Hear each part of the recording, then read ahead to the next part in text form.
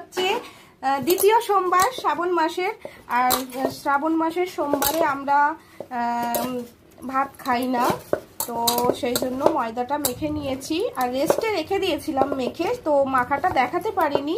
আর এখানে কেটে রেখেছি, এখানে তরকারি করব বলে আলু আর কুমড়ো কেটে রেখেছি, কাঁচা লঙ্কা চিড়ে রেখেছি, এটা দিয়ে সবজি বানাবো।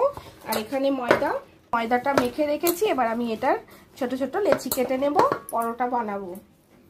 এই যে আমি লেচি কেটে নিয়েছি, এবার এরকম করে একটু গোল্লা করে নিচ্ছি, তারপর আমি পরোটাটা বেলে নেব।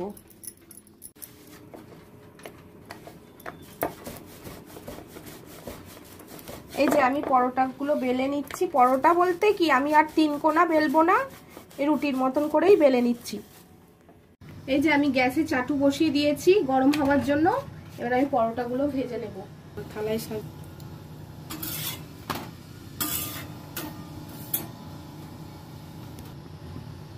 এই যে আমি তেল দিয়ে দিচ্ছি।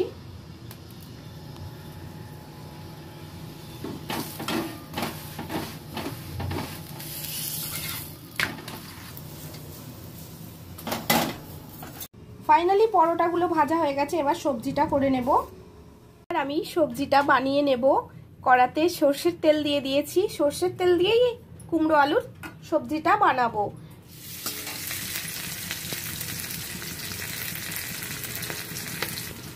এগুলো ভালো করে একটু ভেজে নেব, নিয়ে এতে আলুটা দিয়ে দেব।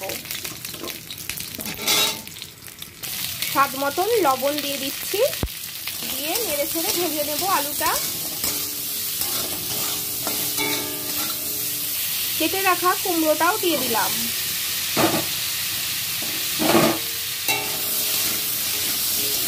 আলু কুমড়ো ভালো করে ভেজে নেব। আমি আর এতে কোনো মশলা অ্যাড করব না। এতে এবার হলুদ অ্যাড করলাম, ব্যাস, আর কোনো মশলা যাবে না এতে। সুন্দর করে ভেজে নেব। আঁচটা কমিয়ে এটা আমি ঢেকে দেব। 5 মিনিট মতন ঢাকা দিয়ে রাখবো, তারপর খুলে জল অ্যাড করব। এবার ঢাকাটা খুলে দিচ্ছি।